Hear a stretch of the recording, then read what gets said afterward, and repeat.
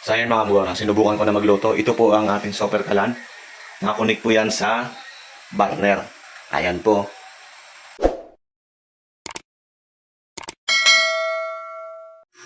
Okay, video na. Ayan, magandang gabi po sa inyong lahat. So gumagamit ng super kalan. Ayan, meron din ako dito super kalan. So, ang problema ko kasi dito, kung sino man ang may nakaproblema ng super kalan natin, ayan. Kasi dito, habang tayo nagpabukas ng gas, nag-aapoy tayo, lumalakas yung apoy natin, hindi makokontrol dito. Dahil nga, dito sa init. Mainit yan dito, tapos ito kusang lumalakas yung volume natin sa gas. So, meron akong alam, ito lang, ngayon ko lang din to naisip. Kasi dapat bibili ako ng regulator. So, katulad nito meron sa Shopee. Dapat ganito. So, hindi siya ganito katulad dito. Dapat maliit lang siya. May maliit. Pakita ko sa inyo.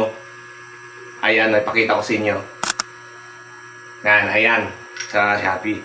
Kaya lang walang available sila.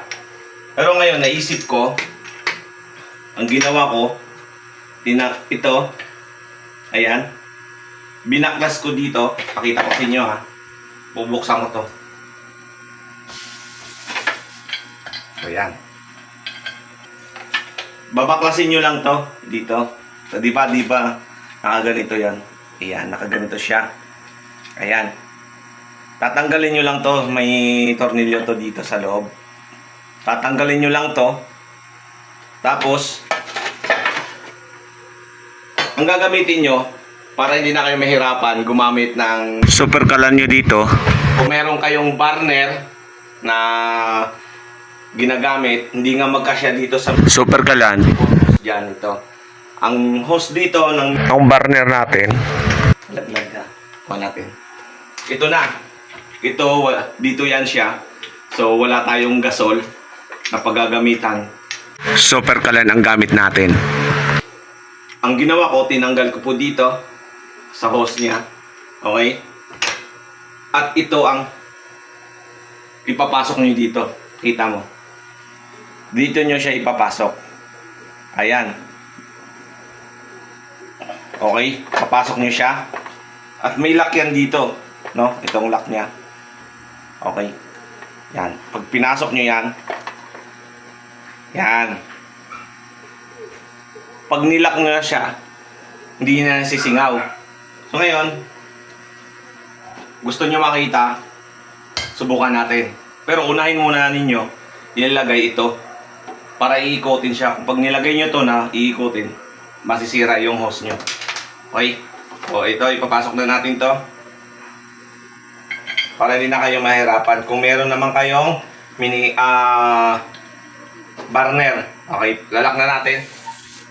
Okay, nalock na siya. Ayan.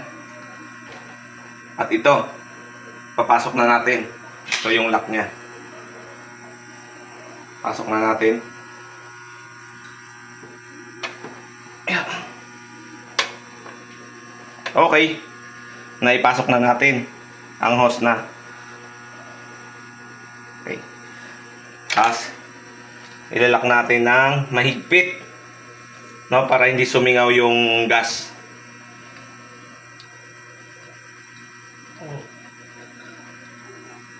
Alright, mahigpit na siya. Ito lang naman kasi problema ko dito eh. Lumalakas ang apoy dahil dito umiinit. Kusang umiikot yan. So ngayon, ititesting natin sa burner natin. Ayan. Okay, itong burner natin. Bubuksan ko na.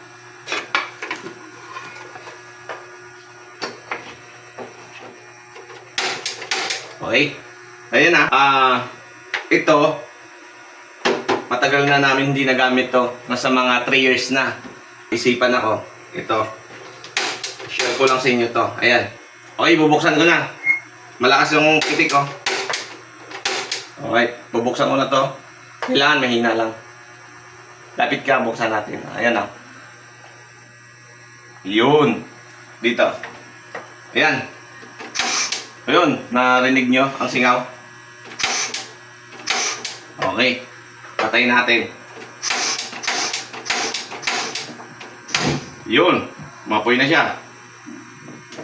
Alright. Pwede kayo dito mag-adjust ng palakas. Yan o. Pwede rin kayo dito mag-adjust ng palakas. Ayan. Adjustin natin palakas. Hinaan natin. Yun. Yan. At saka malayo pa yung apoy niya dito sa gas natin. Umiinit kasi ito eh. Ayan o. Malakas. O, di ba? Ayan, susubukan natin magluto, mga kabugor. So, ayan mga kabugor, magluluto na tayo ngayon. Para makita nyo, ayan, bubuksan na natin yung barnera. Ayan ah. Ayan. Nalilipit lang natin ng konti. Ayan, saka. Dito natin. Ayan. Okay na siya. So, sasalangan natin ang ay magluluto tayo. Ayan. Ayan na, mga bugor. So ayan, sana nasundan nyo yung video ko. At kung bago ka pa lang sa page ko, like and share mo na. Ayan, maraming salamat po. At di ba, napaka-easy lang magluto dito. Di mo na mga problema pa dito. So ayan, bye-bye. Thank you.